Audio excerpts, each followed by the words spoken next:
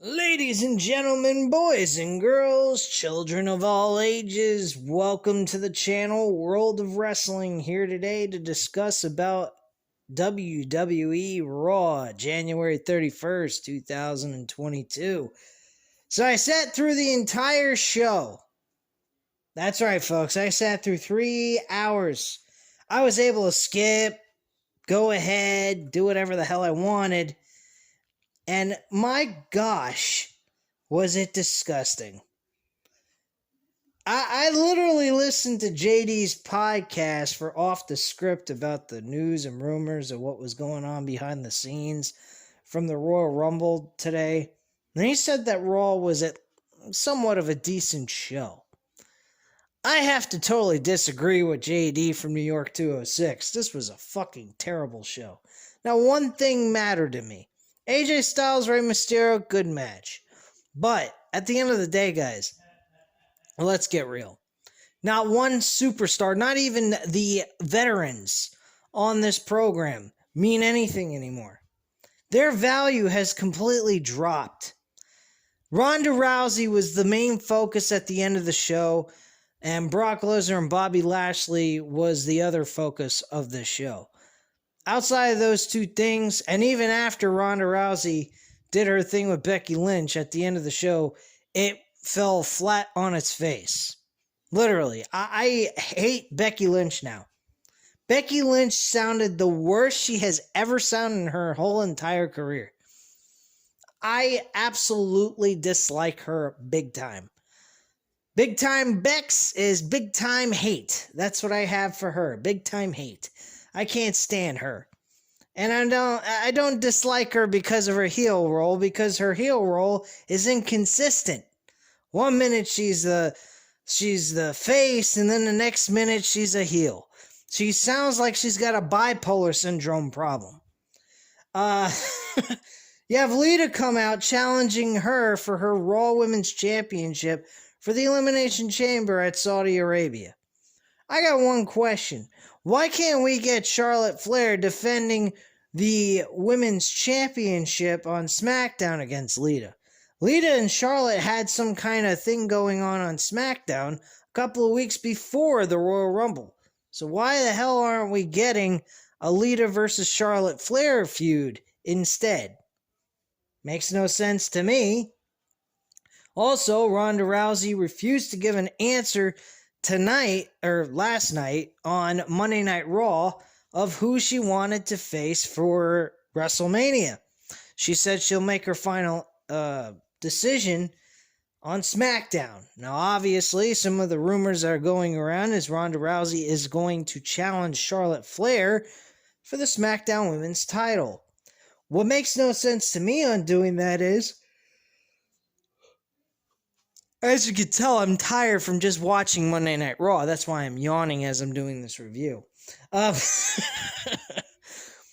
What makes no sense to me is we have a history between Ronda Rousey and Becky Lynch. Now, I'll be the first one to admit, when I did the preview prediction video on Random Wrestling Talk episode number 3, I went ahead and I stated that I really don't care for a Ronda Rousey Becky Lynch rehash of what happened at WrestleMania 35, but when you want to get technical with storylines, that's about the only thing you can go to. A Charlotte Flair Ronda Rousey type of situation doesn't really matter all that much.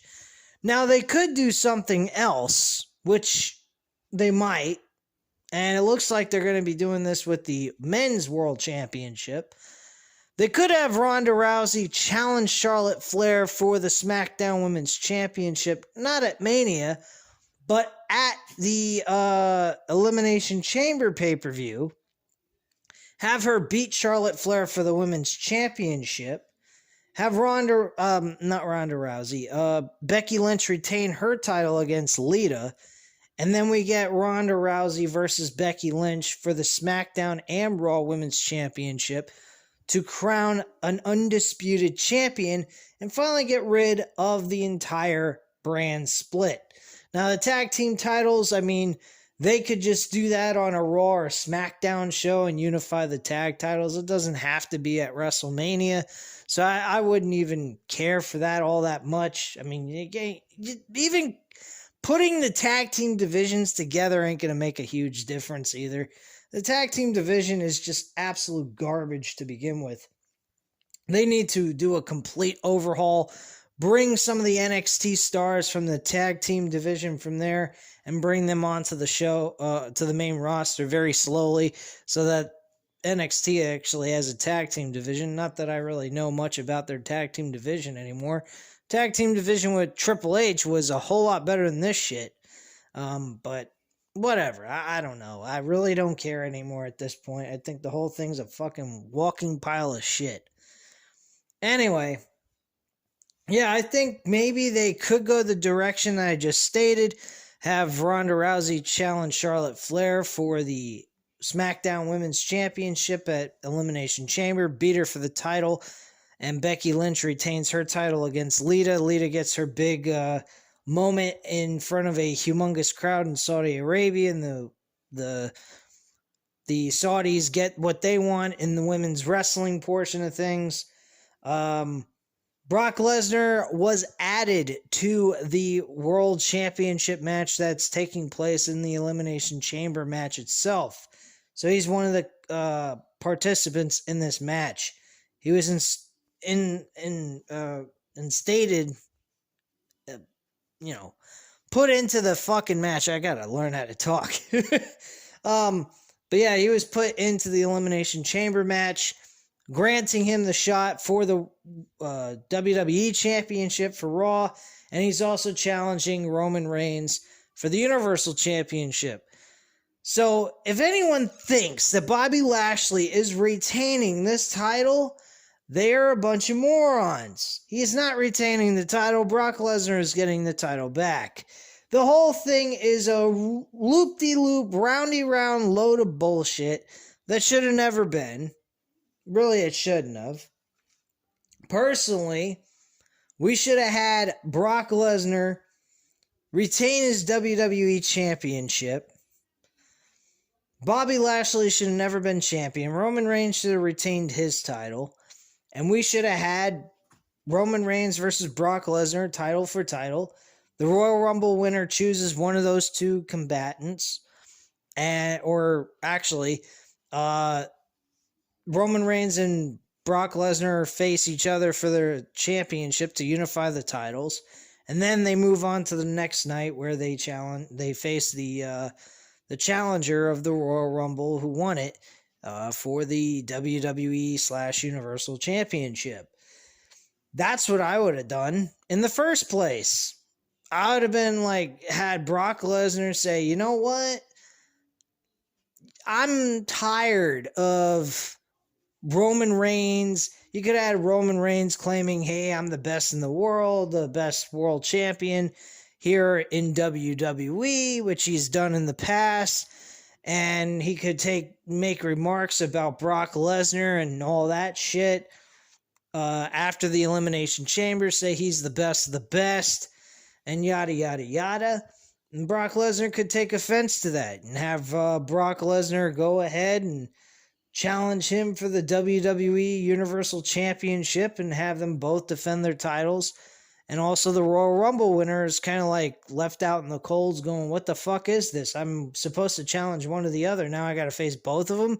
And Adam Pearce would come in and say, no, you're not going to face both of them. You're going to have one of them do their match on night one, and on night two, you're going to be challenging for the WWE Universal Championship, WWE Undisputed title, whatever the fuck they're going to call it.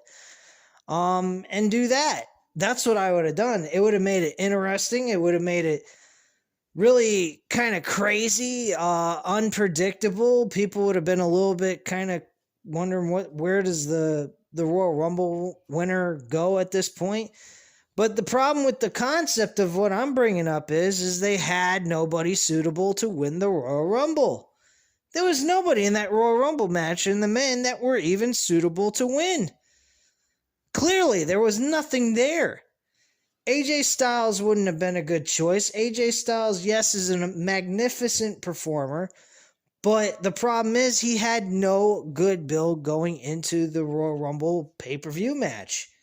So what would have been the point of him winning the Royal Rumble just for the sake of giving him a Rumble? That'd been worthless. I mean, Matt Riddle probably would have been the best choice, but then what happens with Randy Orton and Matt Riddle's storyline, which should be a rivalry match for Matt Riddle to win at WrestleMania, I would believe. So I'd definitely have Matt Riddle going this year at WrestleMania against Randy Orton in a one-on-one match and have Riddle go over. That's what I would do. Easily, with no problem. That would get Matt Riddle over. But with all that being said, with Matt Riddle and Randy Orton, their storyline seems like it's taking a turn down south. And I mean, to the deep south, man. As Little Nicky would say, man. This is really fucking sad. I mean, they're sitting there doing spelling bees, academic triathlon shit. I don't know what the fuck I'm watching. I mean, you had Matt Riddle and Chad Gable, two good athletes, two guys in the ring that can do a great job together. And you got them strolling around on scooters for half of the show? Like, what the fuck is this, man? What is this, childlike bullshit? I mean, I could write a better show with a crayon than these dopes. What is Vince McMahon doing? The only thing that tells me is that he's just wanting to bury the living shit out of this product and make as much money as humanly possible. He takes it as a complete and utter joke. He doesn't take this creative team seriously. He doesn't take any of this seriously. That's why nothing is succeeding. Nobody's moving forward. If you look back in even 2015, 2016, 2017, hell, even 2018 and 19, he at least had some little bit of ounce of respect for himself.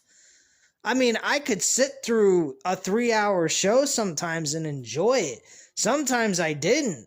But this, the way the show is now, it's like, how bad can you get?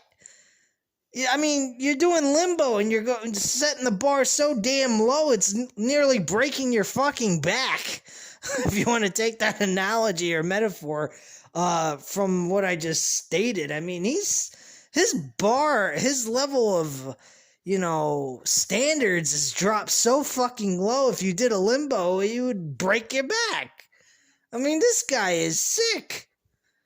He's willing to go that far to sell himself for $1. Man, that is pretty fucking disturbing. If you really want to get real.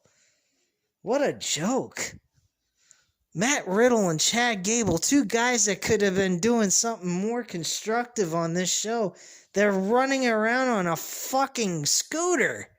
Now, granted, I'm pretty sure they fought each other once or twice, maybe even more than that on Monday Night Raw. I don't know. I don't watch the show on a weekly basis. I don't give a fuck. It's that fucking terrible. I was barely paying attention. I was watching a TV show that's over 10 years old, 2.5 Men, that was better than this shit. I mean, that's pretty fucking sad that I would be more entertained by a 30-minute episode that's 10 years old plus and entertains me more than a fucking WWE modern day show. I just don't get it, guys. The matches on this show was dreadful. Outside of Rey Mysterio, AJ Styles, I don't know who in their right mind actually gave a fuck about this show. Kevin Owens lost to Austin Theory. What the fuck does Austin Theory have to do with this damn WWE Championship match? He's actually in a World Championship opportunity. Kevin Owens is sucking the dick and he signed another deal with WWE. I don't know if it was 3 or 5 years. One of those two time frames. I think it's 3 years. Why did he do that? They're going to give him this kind of treatment. Why the fuck would he sell himself short? Man, is that pathetic. Fuck. So yeah, Austin Theory won his match. I mean, it wasn't a terrible match. It was pretty okay. It was average. But, I mean, come on. This is a joke. Seth Rollins was also installed into the Elimination Chamber match itself for the WWE title. He ain't winning that title. Brock Lesnar's winning it.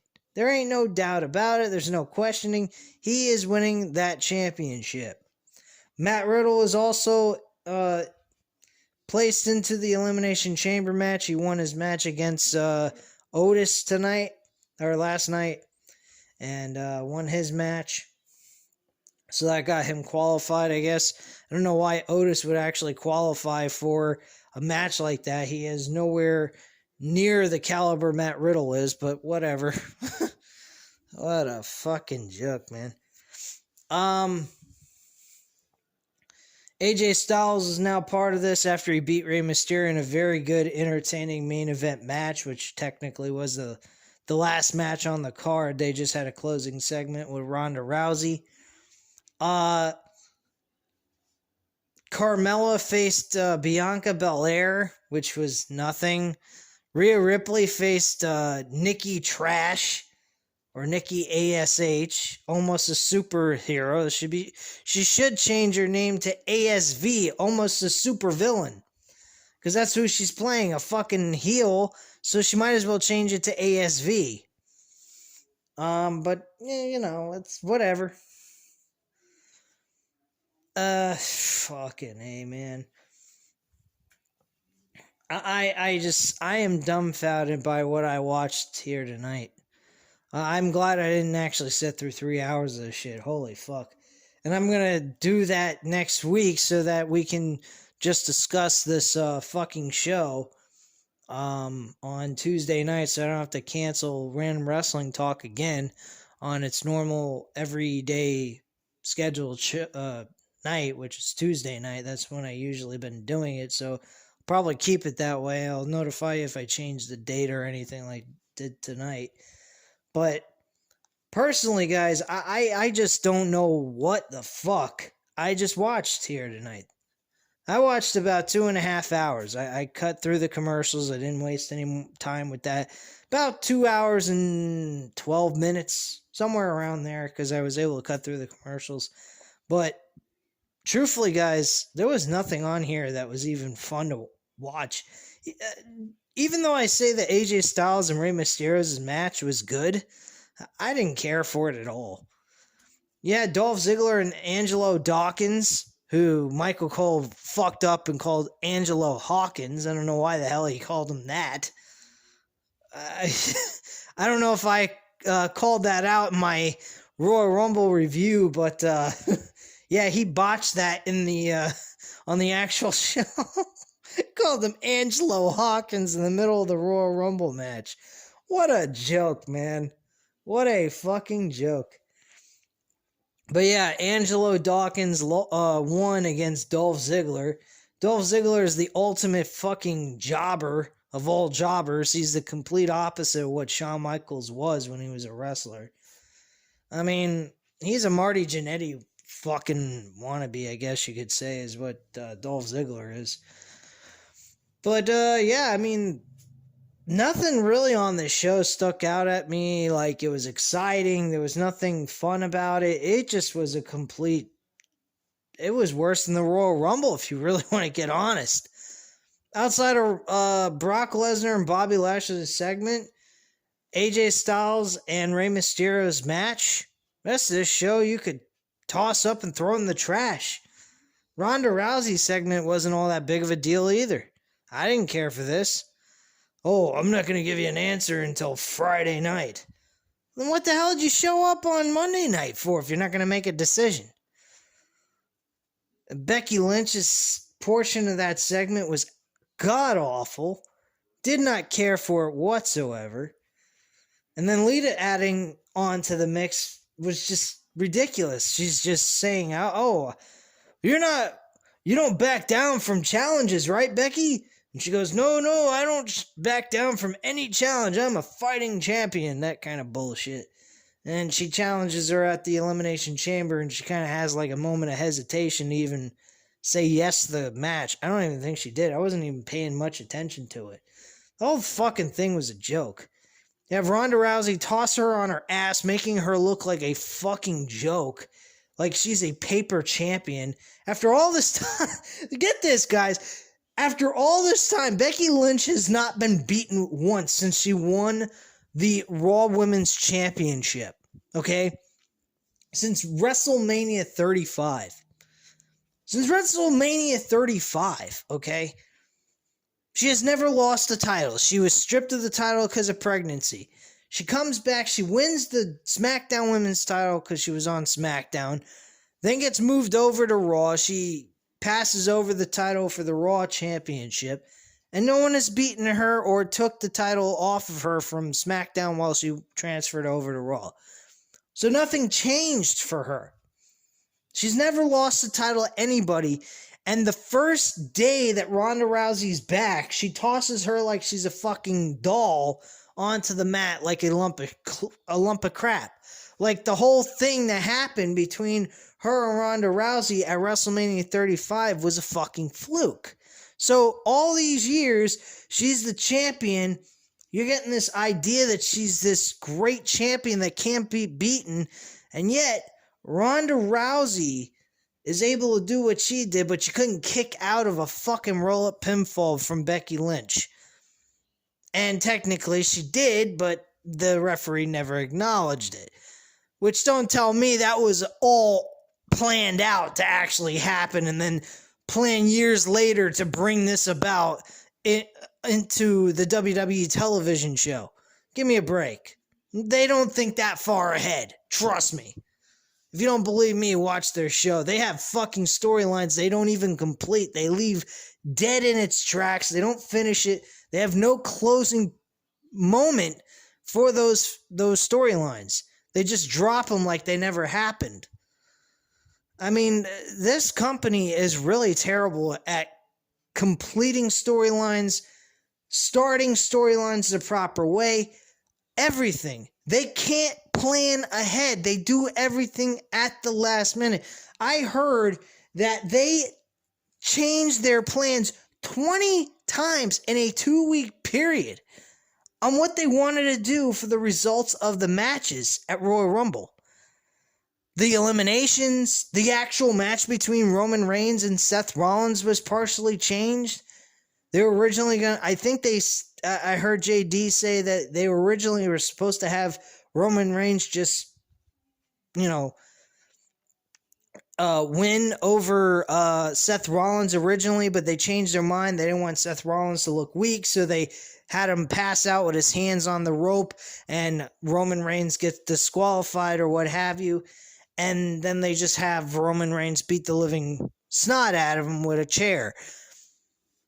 I'm not really all that pissed off about that end result of the match. I actually did enjoy the ending somewhat. I kind of wish there was an actual ending, like his hand went on top of the rope and then it dropped and Seth Rollins wasn't moving and the referee claimed, okay, he's out, done, match over, and Roman Reigns retains his championship that way. But they didn't do that. His hand just fell on top of it, he clenched it, and the referee had to do what he was supposed to do, and that's have Roman Reigns get off of Seth Rollins in the middle of the hold. Now they got Seth Rollins' mind on the WWE Championship. So what the fuck was he doing on SmackDown to begin with if he's a Raw guy? If he's drafted to the Raw roster, what is he doing on SmackDown? Nothing with that made any sense at all. I don't care what the end result was. There was no reason for Seth Rollins to be going after the Universal Championship on a SmackDown show. None. Whatsoever. You wanted to have Brock Lesnar, Seth Rollins type of match? Fine, that's one thing, but actually it would have made more sense. Seth Rollins would have had the championship. Bobby Lashley wouldn't have been in a fucked up situation, which is what he's in. I feel bad for him, truthfully. I don't think he should have won the title, and that's not because, he's black and all that, and I don't want him to be champion. I want Bobby Lashley to stay champion. That's personally how I feel. You want to really get technical, I think Brock Lesnar should have kept the WWE Championship, faced Big E at the Royal Rumble, had Big E lose in a very close match. It would have gotten Big E a lot of brownie points with fans, and They would have had something to look forward to with Big E, maybe build him up into a more serious character also. So they would have actually had a good end result to this despite the loss he would have received from Brock Lesnar, and had it go like 10-15 minutes like they did with him and Bobby Lashley. They didn't even go that route. Then the route I would have went with Brock Lesnar is not focus or worry about Roman Reigns. I would have been more concerned about the build-up with Bobby Lashley and Brock Lesnar in an MMA fight. Not a fixed show, a fixed match between these two. Literally a serious MMA fight in an octagon. If you remember back in the day, Steve Blackman and Ken Shamrock went ahead and did a Lion's Den match where they literally were doing MMA type fighting and mixed martial arts. So that would have been the kind of concept I would have been going for with Bobby Lashley and Brock Lesnar in an MMA fight between those two, where one of them will walk out as the WWE champion. That would have been awesome. I think a lot of people would appreciate that. It would have made up for the fucking underground shit that they did that failed miserably. This wouldn't have failed, folks. A lot of people would have really tuned in for this. I think they would have even gotten people to purchase this on a pay-per-view if they made it a pay-per-view only purchase. I think a lot of people would have tried to tune in for it somehow. But whatever. I think probably a lot of people would have shied away from it then again when I think about it, because their shows are terrible. But yeah, that would have been the direction I would have went with. I think Brock Lesnar and Bobby Lashley both would have agreed to do that type of match because, let's face it, they're both in great shape. They both know how to do MMA fighting. So it would have been legitimate. They would have been able to get away with doing it. And they could have had a WWE logo on top of the MMA gloves and whatnot. It would have looked kind of cool. Have blue tape and red tape on each competitor's wrists and all that like they do in MMA. I think it would have been cool. But, of course, as usual, they never go that direction. So that is what it is, man. I don't know. Alexa Bliss was on TV with this Lily bullshit still. The counselor shows her a Lily doll that he purchased on WWEshop.com. I'm like, really? You're advertising WWE Shop merchandise on WWE programming in the middle of a storyline? Wow, is that not merchandise selling or what? In the middle of a storyline they're trying to do. That's pretty fucking wild. And she's getting all happy and excited, and she gets to have it, and she goes, "Oh, Lily!" Get the fuck lost. They're showing pictures of her as a child carrying Lily around. Like, what in the hell am I watching? Guys, I don't know if I went through every single match. If I didn't, it doesn't really matter. The whole thing sucked. Whole entire show outside of 2 segments with 1 match and 1 beginning promo segment. The rest of the show is a bunch of BS. That's all I have to say on that. So you know what to do, guys. Hit the like button if you liked this video. Hit the subscribe button if you're not already subscribed to the channel, of course. And leave a comment down below. I'll definitely get back to you on that. And I thank you guys very much for watching. I hope you have a great night. And I'll speak to you guys again tomorrow for AEW Dynamite. And don't forget, Thursday night we will be doing Random Wrestling Talk episode number 4. So I will be speaking to you guys very soon. Thanks a lot again. And I hope you have a great night. Bye.